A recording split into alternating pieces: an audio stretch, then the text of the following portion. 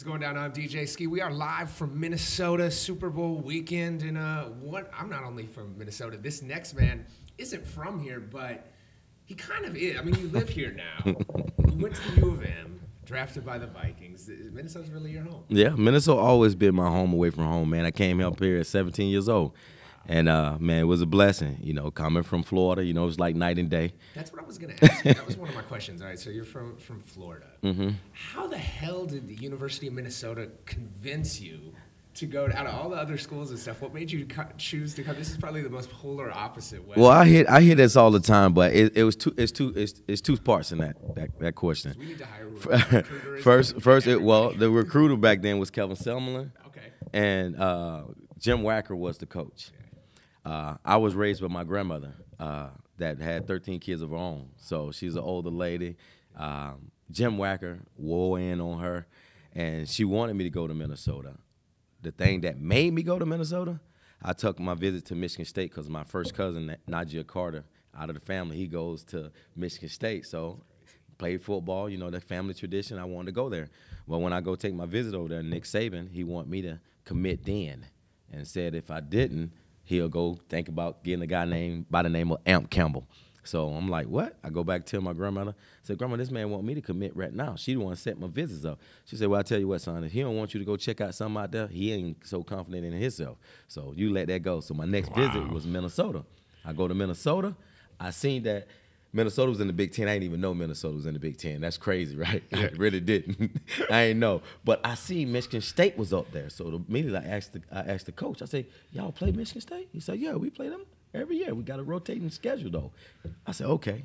Well, my grandma could be right. I went back in. I ain't tell them. I went back into the hotel. I said, Mama, do you know that man that said I wanted to commit then, I get a chance to play him over here. She said, that's why I want you to go there, boy. I said, okay, cool. I went there, and sure enough, I started as a freshman. Yeah. Got a chance to play against Michigan State. That's true. I balled out. Every play, I'm like looking at Nick Saban, like, Nick Saban, where's Amp Campbell? Where's Amp Campbell? I'm looking at he over there. He ain't even dressed. I'm like, look at you, man. So Minnesota was great, man. So you still remember? Have you talked to Nick since then about that? Every time I run into him, I say this story to him, too. That's incredible. Yeah. Now, what does Super Bowl weekend mean for you, and what do you think it means for the city out here, too? Well, Super Bowl for me, I'll start off with the city, you know what I mean, first.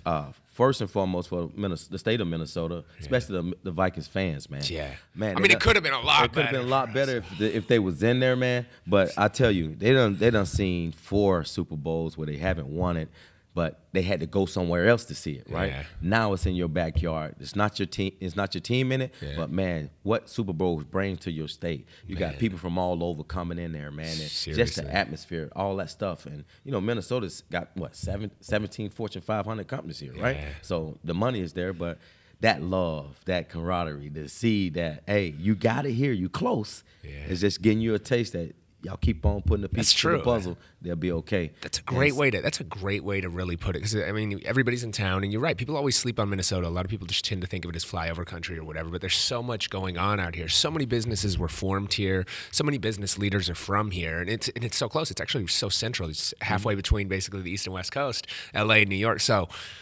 much opportunity, and it's a real great chance to showcase the city and also showcase people in the city things they can do. Correct, man. And for me, man, the Super Bowl, it was a life fulfillment. Meaning the journey you had to go through, all that heartache and pain, all them extra hours, it paid off. You know what I mean? It was worth it. It was worth it. What were those weeks like for you when you were playing and lead up? And just put yourself in the player's shoes. So you see, and especially for New England's been in this a bunch of times. A lot of Philadelphia people are out here for the first time and experiencing the whole craziness of the week.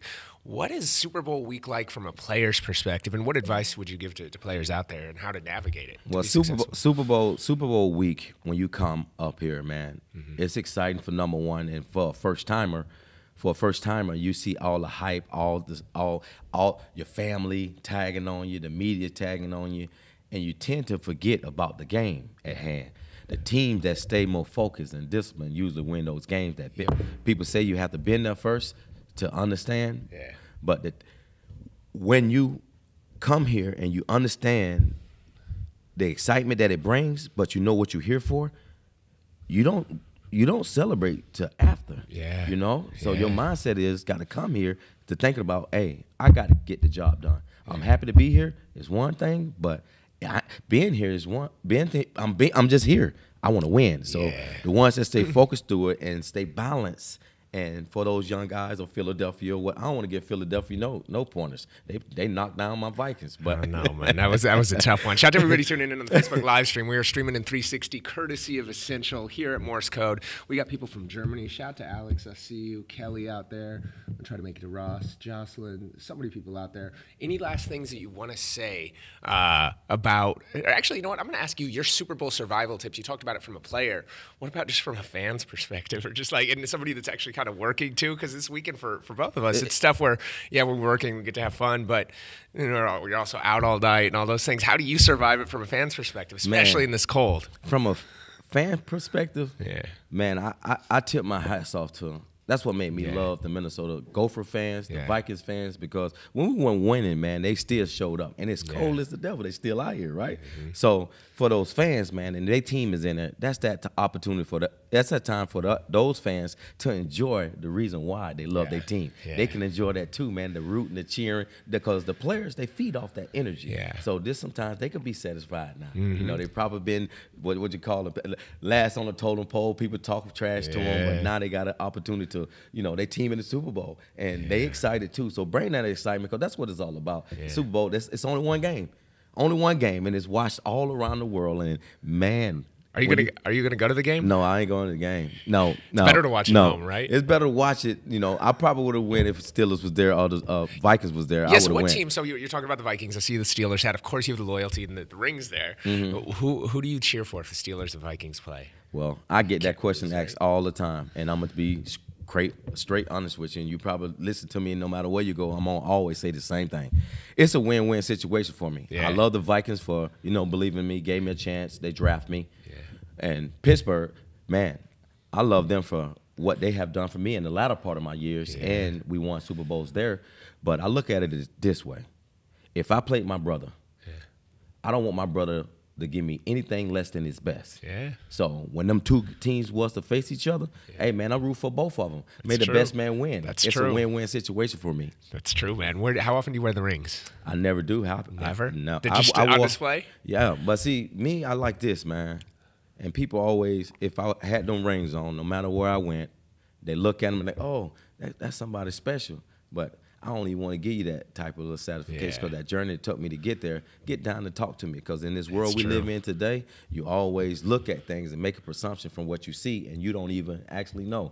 Get the chance to know each other and then see. So I'm not flashy, man, and I want to be low-key all the time, because I don't want you to go ahead and see something and then anticipate something, thinking something already without even knowing me. So them rings is one thing. You get those rings in one day.